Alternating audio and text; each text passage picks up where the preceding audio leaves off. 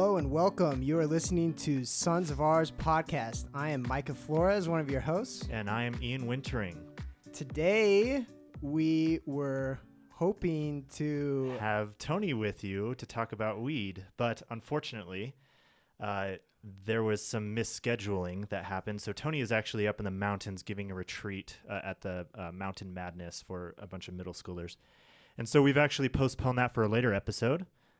But today we have with us Jimmy Jimenez, hailing from Oakland, California, the big 510, as he likes to say. We're stoked to have him on here today. And Jimmy, why don't you introduce yourself?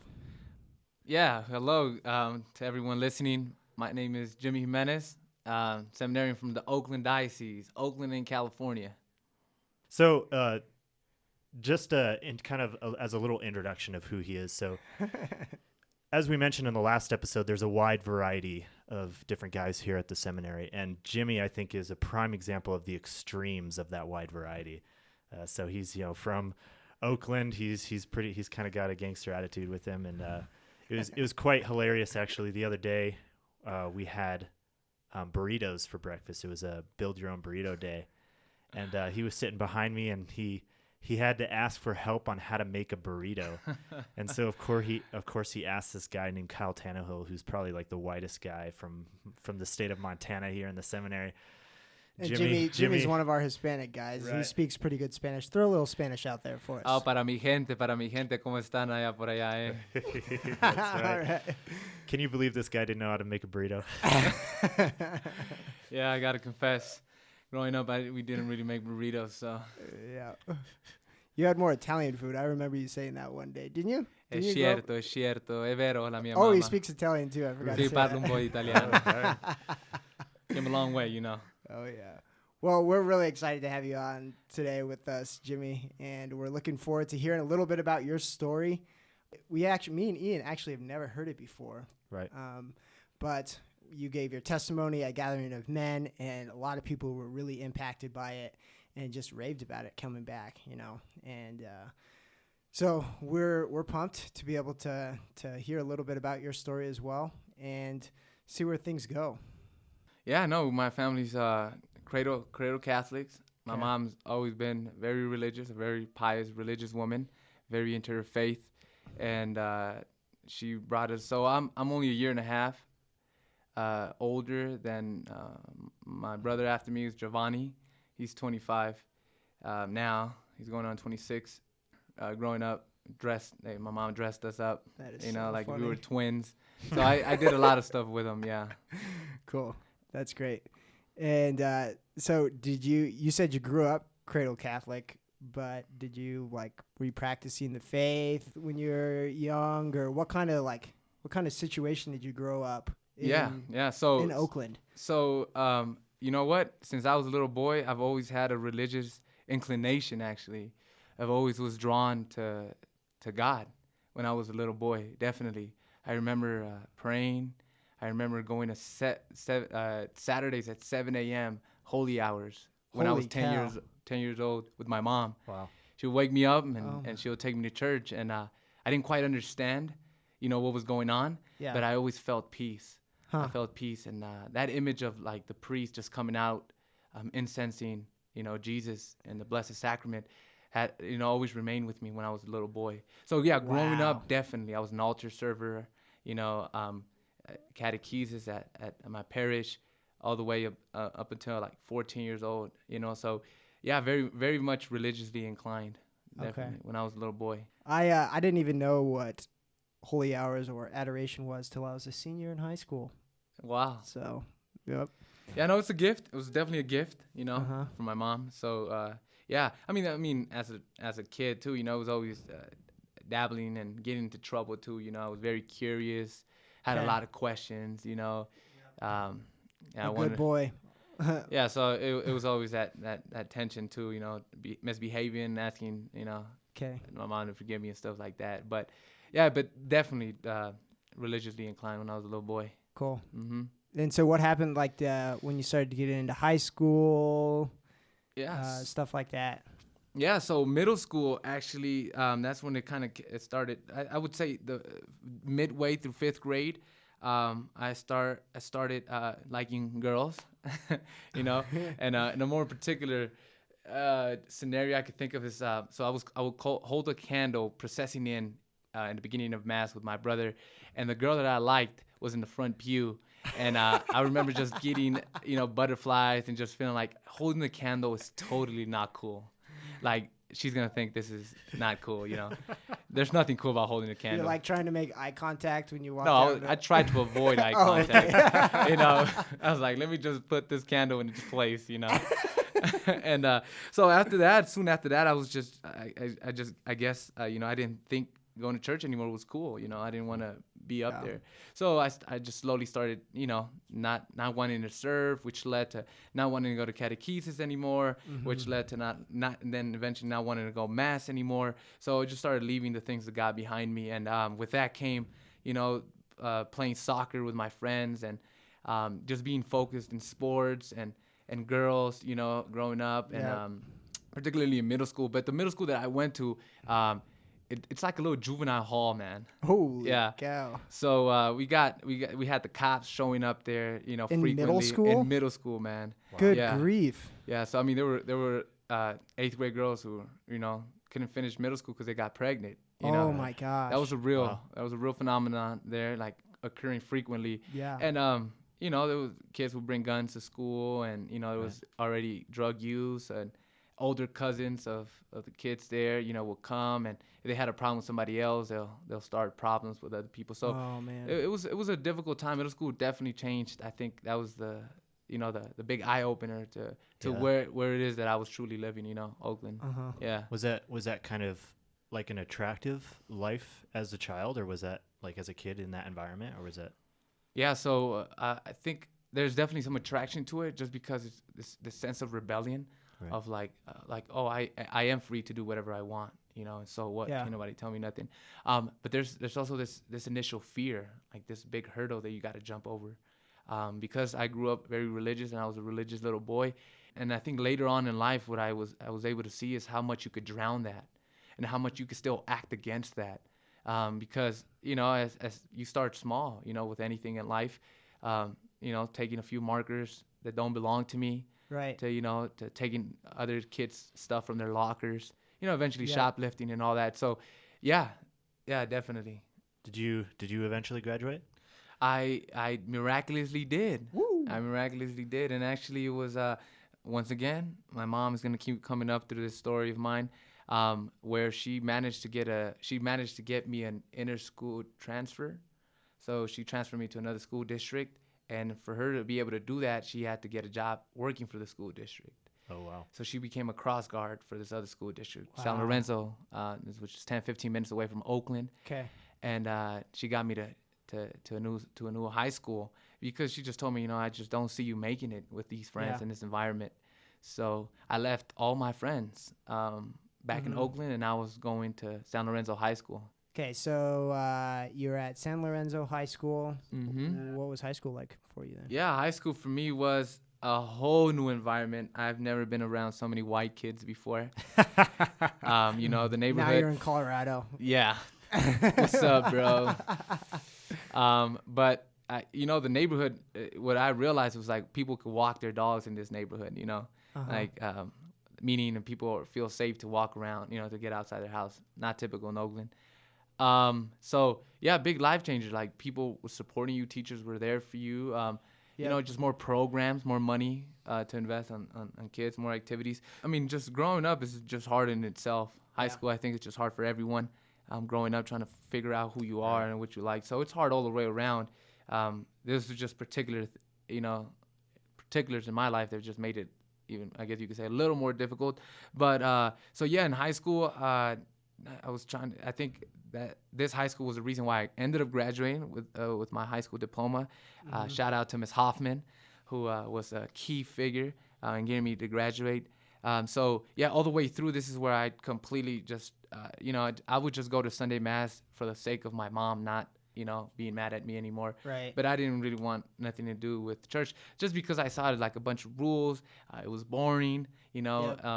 In Spanish mass, the priest tends to talk for at least an hour in the homily. Oh my gosh, yeah. So I was Dang. like, Yeah. I can't do this. And I had new desires, I wanted to be cool. I wanted to fit in. I wanted, not fit in, actually to stand out, I wanted, and then the music, I think, had a tremendous influence. I think what you listen to consistently, starts putting these seeds in your mind on what you want to be, how you think. And for me, it was just, rap music that really just got me. Wow. Like I took on this personage, this identity. I was living off of this identity, and that just carried forward. So I started shoplifting in high school, and it went from like little stuff to if I could steal iPod. iPod had just came into the scene. Yeah. From all the way to the PSPs, portables. Yeah. To like cell phones. The iPhone had just came out as well, and I just started building a habit of just stealing and shoplifting. If I could steal it, I would, So I got caught in high school in San Francisco shoplifting at Saks Fifth Avenue. And my parents ended up come picking me up. And that was a very difficult moment because, I had to own up to it. And I could see my parents highly disappointed, my little brothers, just confused about the situation. To add to that, no one in my family has been to college. No one in my immediate family has been to college. College was never really spoken about. So I didn't have no plans after high school. So a bunch of idle time, came with after graduation. I had my first girlfriend. And, so all that culminated to after 2 months after high school graduation, I got caught for carjacking. Oh man. Oh wow. So with that came the charges of armed robbery, assault with a deadly weapon, carjacking, and kidnapping. Oh my gosh. So when you move somebody with a firearm against their will more than a couple feet in the state of California, that's considered kidnapping. So I went to juvenile hall thinking that I was just going to get a slap on my wrist like all the previous time for the shoplifting and stuff. Right. This is, again, not realizing the magnitude of what I had just committed, what I had just done. Yeah. So to add to that, my mom had just bought me and my brother some tickets to go to Mexico to visit some family. And this happened two days before the flight was going to happen. Oh man. my gosh. So I had to call my mom from juvenile hall and tell her that I was not going to be able to make it. And this time I was not going to be able to get picked up like previous times. So this caused, one of the greatest pains, I could think of in my mom. So my brothers ended up going. I ended up going to court. And their whole summer there in Mexico, I wasn't able to be with them. And I was here going to court. So they were giving me 17 years. They were offering me 17 years. I was 17 years old at the time. So they were giving me the time, my age as a sentence. Wow. So it was, I just couldn't believe it. But my mom being such a religious woman and having so much faith in the midst of all this, I remember her just saying like, son, I'm praying to God, and I know he's our God is a God of second chances, and he's going to give you a second chance. He's going to get you out of this. Wow. Now, this is all good now. But when she told me Jesus is going to get me out, I was like, Mom, Jesus don't work for the state of California. Right. This is paperwork. This is detectives. This is like the court system, Right. How do you go against, how does that happen? So I didn't believe, I didn't believe. The most I thought it was like, maybe we could get a little bargain, Right. less time, 10 years, maybe 9. Yeah. But I'm going to do some time. So we kept going back and forth with the court. And eventually we got the sentence to be brought down to only 1 year. Wow. 1 year. Are you serious? 1 year. Yeah, I wouldn't be here. From 17 to 1 year. For 1 year. So a couple of reasons why that was the case. One, I had high school professors pleading the court to give me a second chance. way. I did have a high school diploma. It was my first felony. And the victim wrote a letter to the judge asking that he forgive me and give me a second chance. Are you kidding me? Because he himself had found Christ in this. I still have his letter to this day. Oh my gosh. Wow. The judge was moved. I was very moved, and they gave me 1 year, just 1 year at Camp Sweeney, which is right next to Juvenile Hall in San Leandro. Good grief. Wow. This is a sad thing, This is a sad thing when I think about it. that you would think, oh, this was a big eye opener. I was moved to the point of like conversion. Right. Not at all. Actually, I went the opposite way. And this just goes to show how ungrateful we can be, but in this case, how ungrateful I can be, or how unmindful and thoughtful of it. So in this program, Camp Sweeney program, I met other gang members from Oakland, from close by, and we had close friends, and we had friends that we both shared. And what this did was just intensify this desire to pretty much say, well, I have a felony on my record. I guess I could, why change now, Yeah. So yeah, it's silly. And I ended up going back to, once I got finished my time there, I ended up going back to to county jail at Santa Rita once I turned 18, 5 more times. And then I eventually went to state prison the last time, San Quentin State Prison. So I ran away from the Camp Sweeney program after 11 months because they wouldn't let me go. I turned myself in. I was 18, so they gave me 1 month in Santa Rita. And then I came back for, possession of a firearm, burglaries, and another robbery. And then eventually I ended up going to prison later. Pleading guilty. Yeah, so Okay. my whole life from 17 all the way to 21 was just back and forth, in and out of jail. I would do 6 months bids, 4 month bids, and What I'm just thinking of St. Augustine right now. There's a part in his Confessions where he's talking about stealing a pear. oh yeah, Yeah, and he gets to that point where he doesn't even know why he's stealing anymore.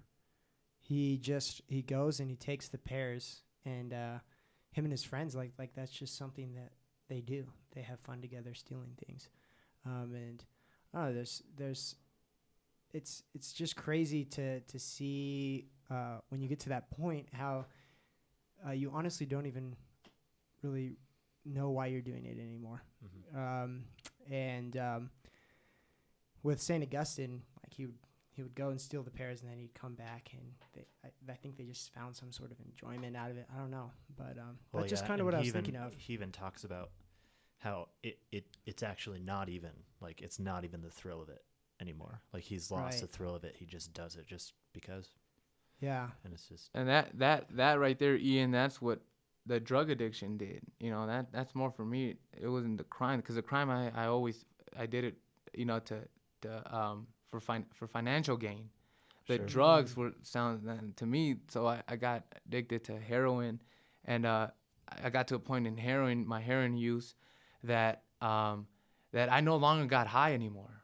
I no longer found enjoyment in it. It literally just came to a point where I just don't want to feel sick anymore. right. I need this substance to help me, alleviate what I feel. In the streets, they call it getting the monkey off your back. Wow. So because you wake up sick, and once you get your fix, you feel just normal. You don't even get high anymore. Right. So yeah, that's very true. So what happened once you went into San Quentin? Yeah, so San Quentin was a whole different experience. By this time, I was heavy into the gang life. Yep. I was heavy in drug use. I was committing, a lot of crime now. I was just more slick about it. I found ways to maneuver. Became smart. Yeah, street smart, with, just knowing how to maneuver myself. So when I got sent to prison, I asked to be sent to prison. I told the judge, send me to prison. I don't want to do my time in county jail. I want to go to prison. I remember my mom saying, why would you say that? But for me, it was, I'm committed to this. I'm committed to this lifestyle, and going to prison at such a young age will get me more respect. Oh my gosh. And give me more respect. So it wasn't even necessarily a recognition of the gravity of the crime. It was just now it's all put it on your record. On my record, absolutely. And if there's something I realize about how I work is I'm very idealistic. Like, I work towards a goal, and when I fix myself on a goal, like, I don't like being in the middle. I'm like, I'm all in, or I'm not in. So this lifestyle for me was like, I'm all in. There's no middle ground. I know the two options, jail or death, and I'm just gonna go in, because the more I keep burning bridges, the more, like, for me, it was just a push. You see, another reason why I can't look back. So I asked to go to prison. Went in prison, San Quentin State Prison. I'm 20 years old, 19 and a half, going to 20. And I get there, and that's a whole different world. I didn't know what I was what I was asking. They make you get out the bus as soon as you come out of county jail. They strip you naked. You're walking naked for a couple minutes there with other grown men, and they separate you. And depending on your crime and so there's a couple of things they factor in: how old you are, your record, and the violence of your current, like what you just got sentenced, your crime you just sentenced for. So all those things can't factor down into a point system, and depending on your point system, they transfer you to a maximum, a medium, or a low security prison. Mm-hmm. So at the time, and this is grace again, God working in my life. At the time, I was 1 point under maximum. Oh my gosh. And that's what San Quentin is. It's lower. It's not maximum anymore. Wow. It's not maximum anymore. So, I mean, it's one of those. So you got to stay there. Yeah, beautiful graces that it has nothing to do with me. It has nothing to do with. I couldn't. That was not my doing. So, yeah, I learned a lot of stuff there. It was a difficult time because it at least. It doesn't take much for you to get in trouble. Yeah. Survival tactics. You're always on guard. People are fighting for their lives. There's guys doing life sentences. Right. And I only had a little bit of time, so some guys really want to take advantage of you.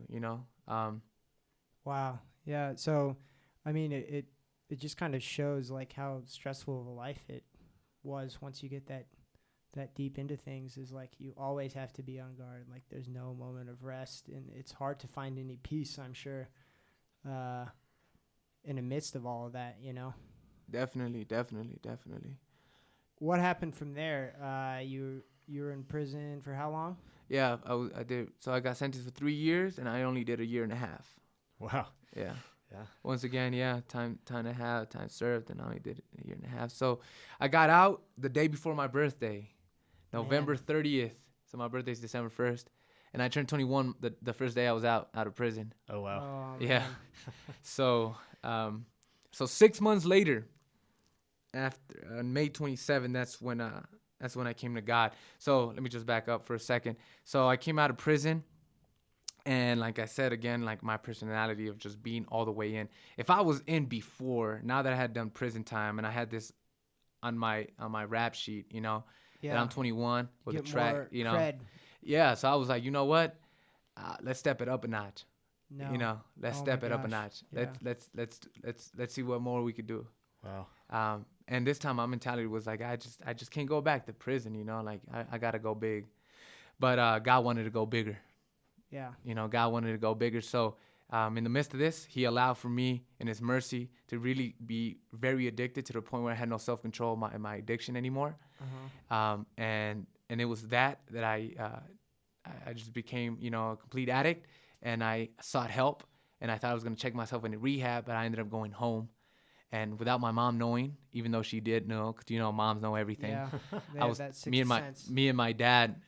He was kind of low key helping me out, in this recovery process. And and when I came home, just the grace just started to unfold, 100-fold. So one of my good friends who was in the gang calls me, and he says, I just found Christ like about a month ago, and there's this retreat coming up, 3-day silent retreat. I want you to come. I'm like, yo, Chris, you just said it's an all man's retreat, bro. I just did like a year and a half with all men. I'm good, man. Yeah. Like I'm good, And so being who he was, he didn't take no for an answer. He said, I'll pick you up in 30 minutes, see you outside when I get there. That's awesome. So I packed my stuff and hiding it because I didn't want my mom to see me, because then I wouldn't want to lie to her. He picked me up. He took me to the retreat. We get there, and a bunch of old men, bald, fat, and couldn't relate. Once again, I couldn't relate. It was just like, they have families, they lived. I'm only 21. My whole background is a little different.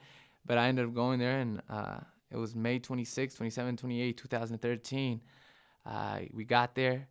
Super boring. I thought it was super boring. It started with the Stations of the Cross. And I was like, wow, this is boring. So I'm looking at the fence like I've escaped from bigger fences than that. I could just jump that fence and go home. Mm-hmm. So I was planning on taking off that first night. Yeah. Because we were sleeping at the parish. And the man next to me from Nicaragua, like 88-year-old man, very elderly. It's midnight. I thought he was asleep. He turns over. He whispers and he's like, hey, muchacho, young man. Yeah. It seems like you just tried just about everything. So random, right? And I'm like, yeah, I've tried a lot of things. He said, but I bet you haven't tried Christ. Wow. Now, and he turns around and goes back to bed. So you're like, what the heck? It's like, I've done my part. Holy Spirit. What just happened, right? What just happened? So I'm in bed. I'm like, he doesn't know I wanted to leave. And I lay back down in bed. I'm thinking now, you know what? As simple as that is, I have never given Christ a shot. So I remember making a sincere prayer from the bottom of my heart and just saying something like this. I can't restate it fully. Like, God, if you want to change something in me, do it this weekend. And if not, I just can't do this. Like, this is your time. I'm going to give you this time. I'm going to really try to be here. And when you're sincere with God, you just feel something move inside. Like, it's crazy. The moment I spoke those words, I was like, oh, man.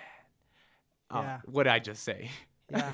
Because I just knew that was a sincere prayer, Yeah. And I just knew it was like, okay, God might just take me up on my word. Yeah. I love that. So that is like the most pure form of prayer right there. It's like God doesn't have like a set thing that he wants us to say or a rubric for us to follow when we go to pray. Literally all he wants is an honest conversation, words from our heart. But so after you made that prayer, you kind of had that moment of like, oh man. Yeah, it's like I just signed up for something. I didn't even know. That little crack of the door when we say, he'll take it. Yeah.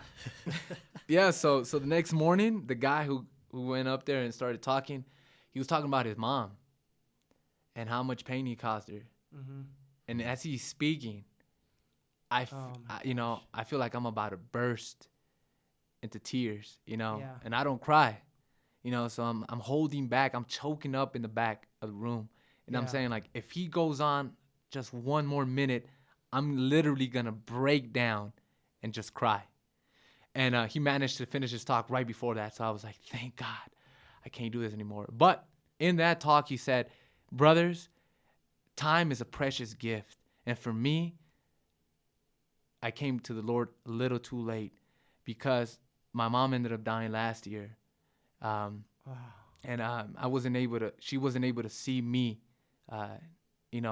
be close to Christ as she had prayed for me all these years. And I had to tell her I'm close to God in the coffin.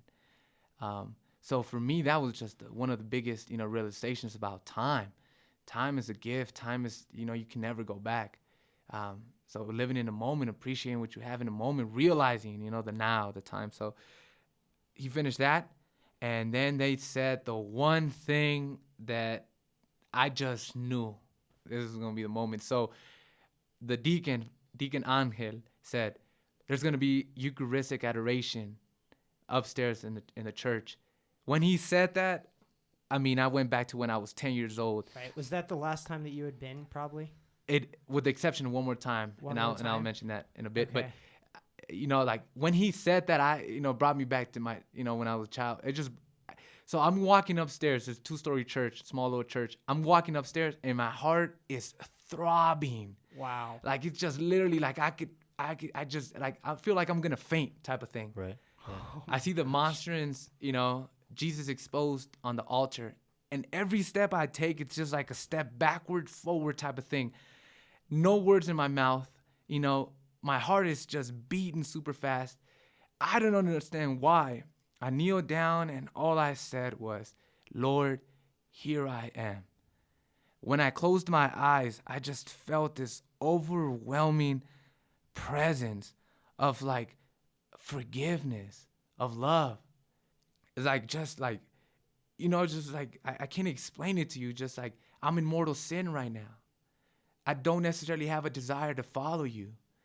And I just felt this overwhelming presence of being understood, of being called, of being embraced, of being forgiven, of a friendship being extended to me.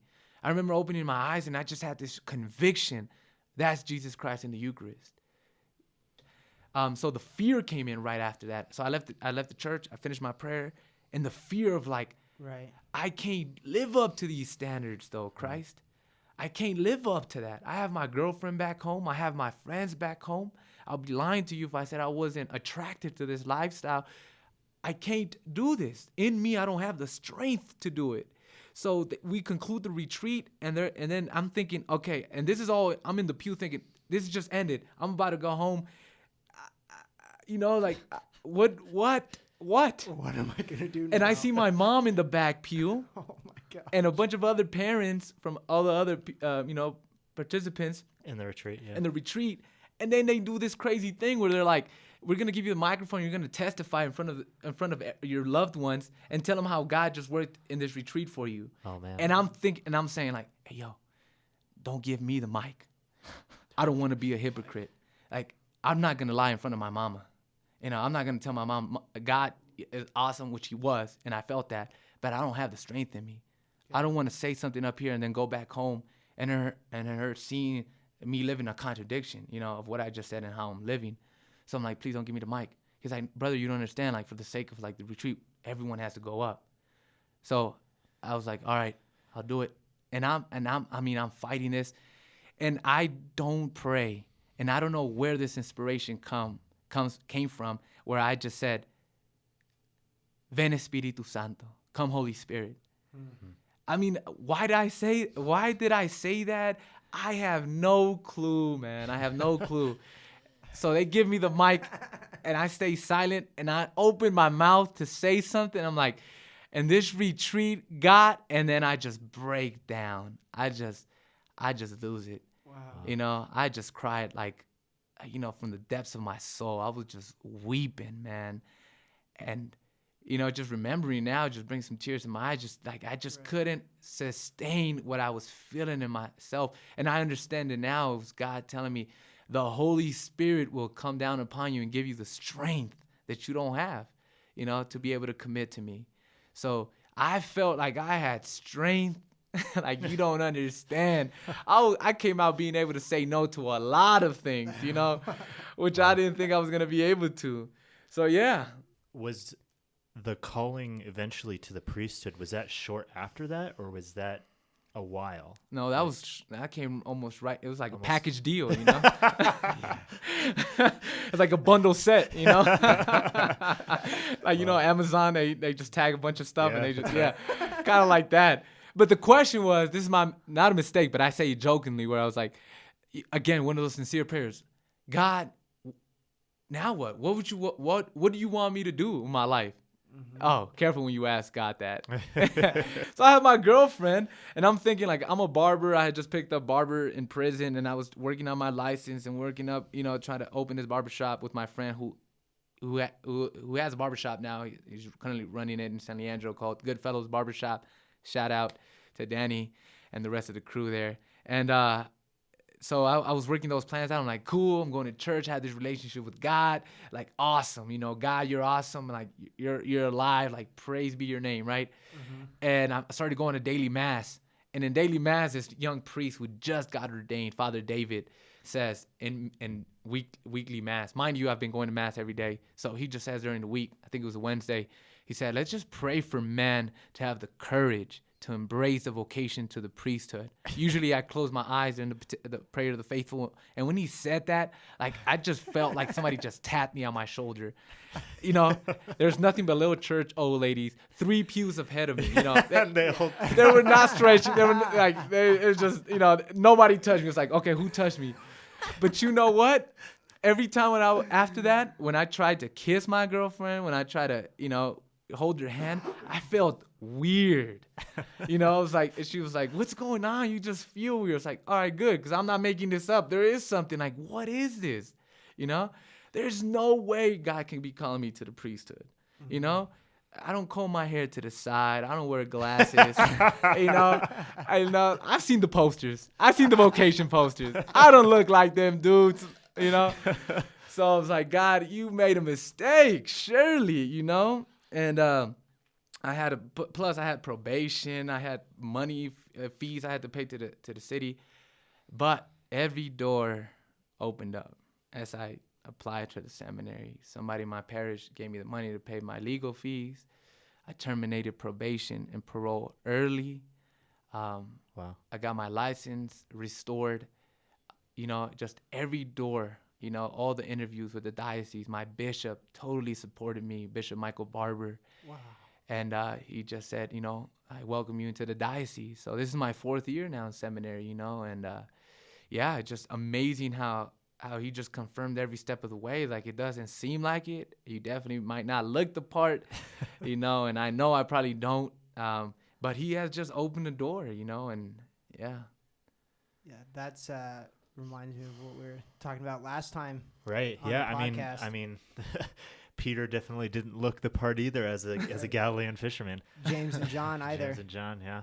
So it's Everyone probably would have expected some of the head chief priests or the Pharisees or scribes or someone who knew the scriptures really well, was really well educated, had lived the life right. the whole time. But it's crazy. God just comes in and calls. He calls Everyone, people from yeah. Oakland. Like Oakland is the Samaria of Yeah, keep calling of them, Lord. Israel. Keep calling them. Another image that I had was Jesus, Pontius Pilate, and Barabbas. Oh, yeah. On the temple, you know, and Pontius Pilate comes out with Jesus, and Barabbas is there too, and Pontius Pilate says to everyone who's gathered there, all the Jews, the chief priests, "Who would you like me to release, Barabbas or Jesus? Barabbas, the one who has murdered however many people, or Jesus, who we really can't find anything wrong with him." You know what I mean? And all the people yell out, "Barabbas, Barabbas. We don't want, like, crucify Jesus," you know? And it's this powerful moment in Scripture where if we place ourselves there in Barabbas' place, we look Jesus in the eye and say, "You took my chains from me, Lord. And now I'm sitting here free to move on. Why did you do this for me, Lord?" You know, I was just speaking to you actually about that earlier, right? Where I Yeah. was saying that who else treats you like that? Yeah. Who else shows you that love? You know, who else is that patient with you?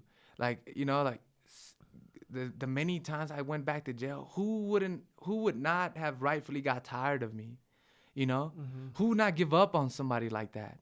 You know, that, you know, you get granted an opportunity and you know, and you go back into that over and over again. Yep. You know, knowing that you've been shown mercy, you've been given an opportunity. Who else treats us like God treats us? No one, you know. In fact, the actor in the movie Passion of the Christ, right, Pedro Sarubi, you know, there's an interview on CatholicNewsAgency.com where I was looking at it, and that Mel Gibson is telling the actor who's playing Barabbas, Yeah. that you know, how to act this scene out, and the actor has a conversion moment in the movie, and he says this, and I quote, "I did just as Gibson said, and when our eyes met," talking about Jesus, Jim Caviezel. Yeah. He says, "and when our eyes met, I felt a sort of surge. It was like I was really seeing Jesus. I had never experienced such a thing in all my years of acting," unquote. And he actually experienced a conversion moment, and he became, you know, serious about the faith.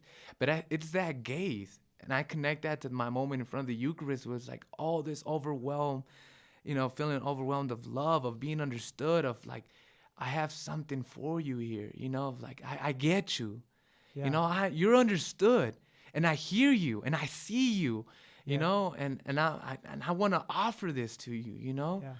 I mean, it's breathtaking, it's life changing. There's one more quote I wanted to share with you guys right now. It's from Heart of the World, which is by von Balthasar, and it talks about this. It says, "You are free. The angel nudged you on the side. The clamps fell from your wrists. The gate flew open on its own.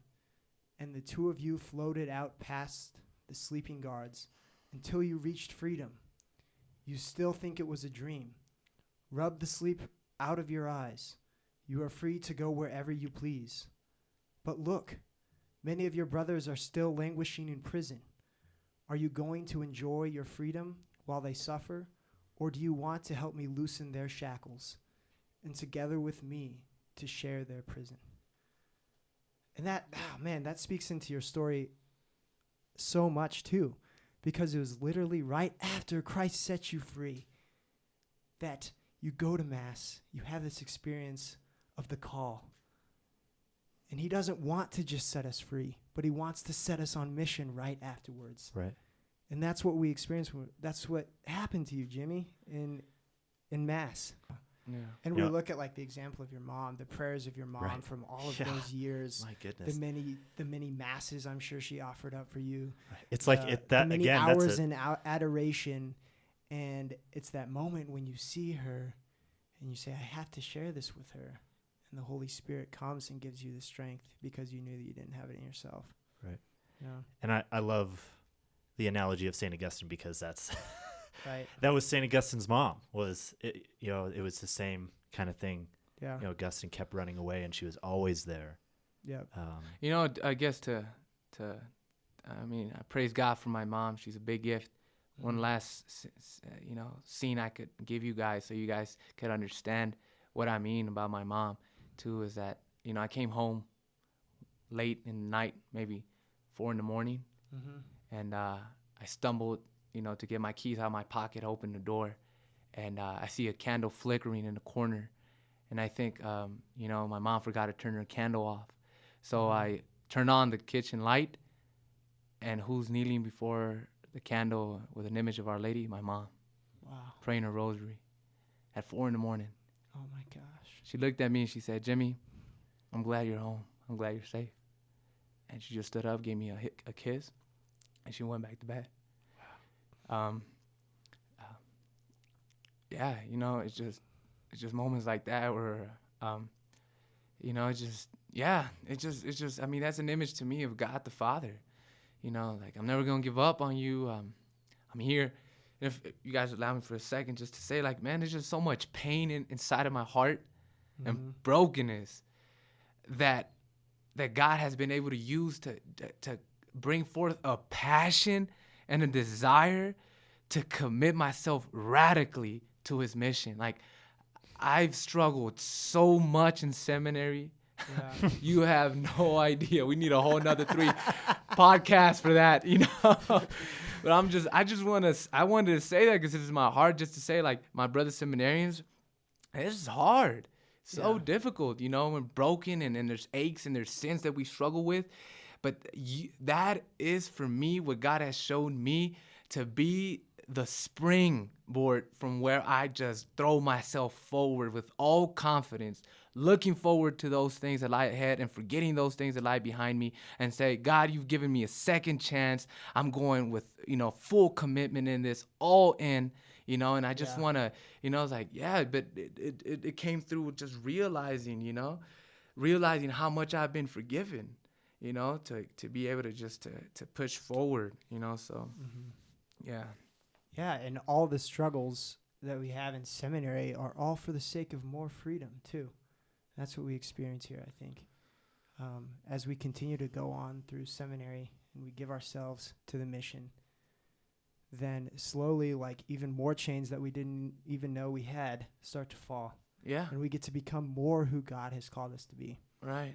Yeah. I mean, and all in for me, too, looks like, how can I be here with my brothers? Yeah. Because all in is not all me individual. There's a community here in the seminary. Right. There's other brothers who are struggling. There's other guys who are just going through some difficult moments too. So it's all in for me means too, how can I help my brothers? Yeah. How can we're in one mission.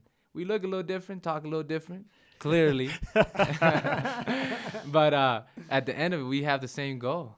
The same goal, beatific vision. So it's just leaning on my brothers, being able to know that I could rely and open up myself to them. So all in means being all there for them too. So. Right. And we appreciate that. We see your service. Jimmy took his barber skills that he learned earlier on in life and has been able to bring those to the seminary. He gives us haircuts and Not Ian, of course, but what? not Ian. I haven't cut Ian here. No, yeah. For those of you that are listening that don't know, I'm bald. So that. Oh, man. Wow. But yeah, Jimmy, we just wanted to thank you so much for coming on this podcast. And Mike and I haven't heard your story, but also our many listeners, just this powerful testimony. That's all we have for you today. Just a couple of quick shout outs for the credits. We got thank you for Andrew Olson for helping us set up the sound equipment. And thank you for Father Brady, who is our coordinator, our producer for the show. Obviously, we want to thank Jimmy for coming in on today's show. Yep. And if you have any questions for us or for Jimmy, make sure and follow us on Facebook at St. John Vianney Seminary, Theological Seminary Facebook page. Thanks again for listening, and we look forward to seeing you next time. By his pains, I dropped my chains. I used to 420 blaze it. Now at John 3:16 praise it. Yeah. You're listening to Sons of Ours podcast. Holla.